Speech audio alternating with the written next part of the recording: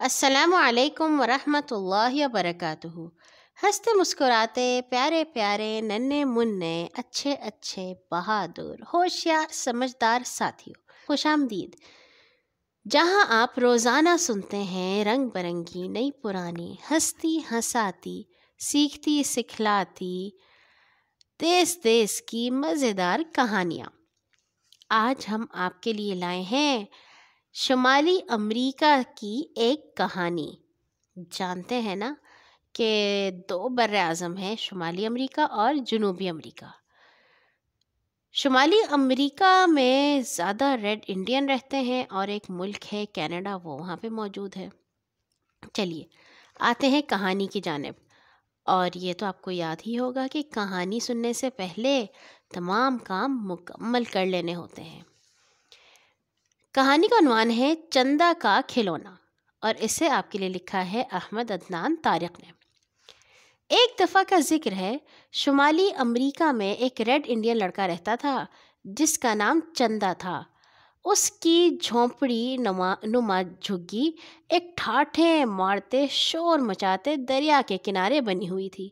وہ اس جھگی میں اپنے والدین اور ننھی سی بہن کے ساتھ رہتا تھا۔ اس کے والد شکار کے لیے جاتے تھے اور اس کی ماں جھونپڑی میں رہ کر کھانا بناتی تھی اور کپڑے سیا کرتی تھی۔ اس کی ننھی بہن کو کپڑے کے جھولے میں درخت کی شاخوں سے باندھ دیا جاتا تھا، جہاں وہ مزے سے جھولتی رہتی، لیکن چندا جھگی کی بجائے باہر کھیلنے جاتا تھا۔ وہ دریا کے ساتھ دوڑتا جاتا، گلہریوں کی سی پھرتی سے درختوں پر چڑھتا، مچھلی کی طرح دریا میں تیرتا۔ وہ ایک پرندہ تھا جو ہر وقت نیلے آسمانوں میں اڑنا چاہتا تھا۔ چندا کے پاس بہت سے کھلونے تھے جو اس کے ابا نے اسے بنا کر دیے تھے۔ اس کے پاس ایک گیند تھا جسے اس کے ابا نے مختلف جانوروں کی کھالوں کو سکھا کر بنایا تھا، لیکن جو کھلونا اسے جان سے بھی زیادہ عزیز تھا وہ تھی لکڑی کی ایک ننھی سی کشتی، اور پھر اس کا ترکش اور تیر کمان۔ کشتی درخت کی چھال سے بنائی گئی تھی اور اس کے ساتھ ایک لمبی تار بندھی ہوئی تھی جسے چندا مضبوطی سے پکڑے رکھتا تھا۔ وہ کشتی کو دریا کی لہروں میں تیرنے کے لیے نہ چھوڑتا تاکہ لہریں کشتی کو بہا کر نہ لے جائیں۔ اس کے تیر اور ترکش کو صنوبر کی لکڑی کی چھڑیوں سے بنایا گیا تھا، اور وہ ان تیروں سے درختوں کو نشانہ بناتا رہتا تھا۔ وہ سوچتا کہ کب وہ بڑا ہو اور اپنے والد کے ساتھ شکار پر جایا کرے۔ ایک دن چندا اپنی کشتی سے کھیلنے دریا کنارے گیا۔ آہستگی سے اس نے کشتی کو دریا میں چھوڑا اور پھر کنارے کنارے اس کے ساتھ ساتھ دوڑنے لگا۔ دریا کنارے کے قریب پرسکون تھا۔ پھر چندا نے سوچا کہ کیوں نہ وہ کشتی کو چھوڑ دے اور دیکھے وہ لہروں پر کیسے تیرتی ہے۔ اسے بھروسہ تھا کہ کشتی درختوں کی جڑیں جو کنارے کے اندر دور تک گئی ہوئی ہیں اس کو گم نہیں ہونے دیں گی، لہٰذا اس نے رسی کھولی اور کشتی کو خود ہی تیرنے دیا۔ کشتی دریا کے کنارے کے ساتھ آگے بڑھتی گئی اور چندا بھی دریا کنارے دوڑتا رہا، تب تک جب وہ درختوں کی جڑوں میں پھنس کر رک نہیں گئی۔ چندا نے کشتی دریا سے نکالی اور اسے لے کر پھر ادھر دوڑ پڑا جہاں اس نے کشتی کو چھوڑا تھا۔ وہ سوچ رہا تھا کہ رسی کے بجائے خود کشتی زیادہ اچھا سفر کرتی ہے، کیوں نہ میں اسے دوبارہ پانی میں چھوڑ دوں۔ مگر جیسے ہی اس نے کشتی کو پانی میں چھوڑا، جلد ہی ایک لہر اسے بہا لے گئی۔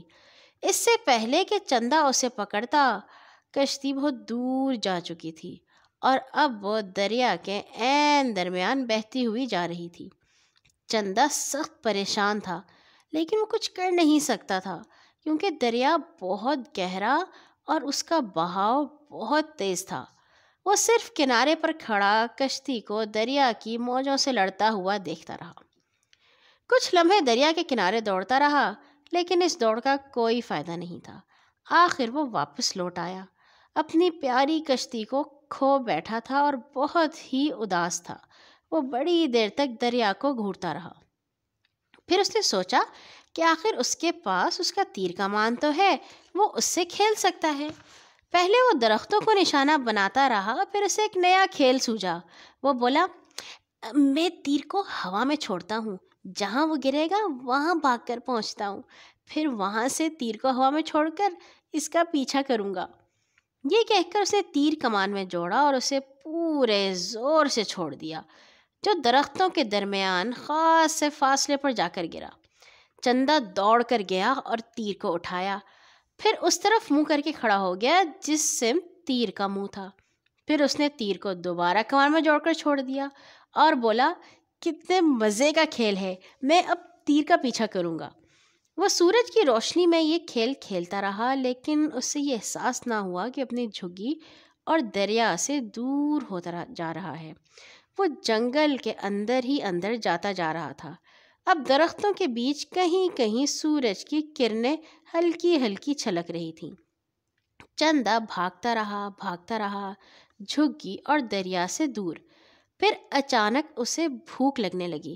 اس نے تیر اٹھایا اور گھر واپس جانے کو مڑا، لیکن جنگل کے یہ درخت وہ نہیں تھے جنہیں وہ جانتا تھا۔ اب اسے معلوم نہیں تھا کہ اس کا گھر کس سمت کو ہے۔ وہ گم ہو چکا تھا۔ وہ چپ چاپ کھڑا ایک گلہری کی طرف دیکھتا رہا جو بار بار درخت سے اتر چڑھ رہی تھی۔ وہ سوچ رہا تھا، کتنا برا دن ہے، پہلے اس نے اپنی کشتی کھوئی اور اب راستہ بھی۔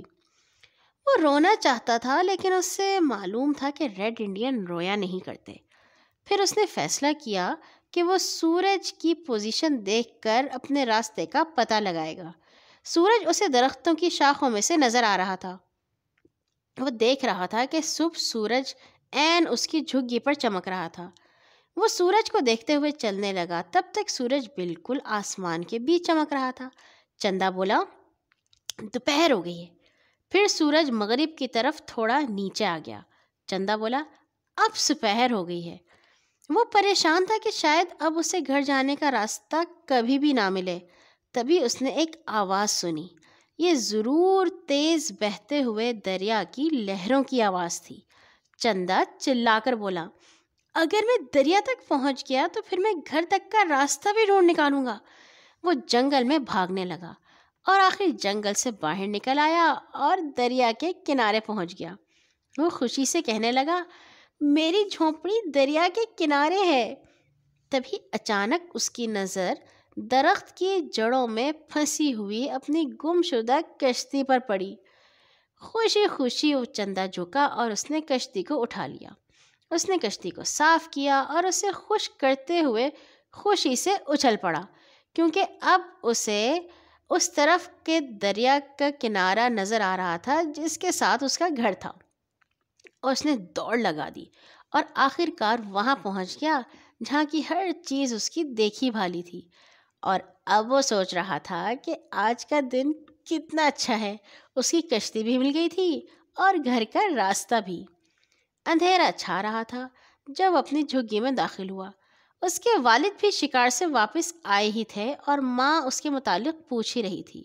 اس کا ترکش اس کے کندھے پر تھا اور ہاتھ میں اس کی کشتی تھی۔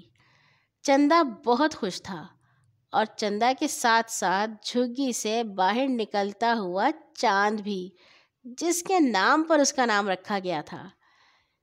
جیسے چاند کو سارے دن کی مشکلوں کے بارے میں پتہ ہو کہ کس طرح ایک باہمت ریڈ انڈین کی طرح اس نے ان کا مقابلہ کیا اور اپنے گھر کا راستہ بھی پا لیا۔ اور یہاں ہوئی ہماری کہانی ختم۔ مجھے یقین ہے کہ جو ہمارے کہانی گھر کے ساتھی ہیں وہ بھی اتنے ہی بہادر اور باہمت بچے ہیں کہ اگر کسی مشکل میں پھنس جائے تو رونا دھونا نہیں مچاتے، بلکہ صبر سے اور ہمت سے اس مشکل سے نکلتے ہیں۔ کل آئیں گے ایک اور نئی کہانی کے ساتھ انشاءاللہ۔ سونے سے پہلے اپنے لیے اور تمام مسلمانوں کے لیے دعا کرنا مت بھولیے گا۔ اللہ حافظ۔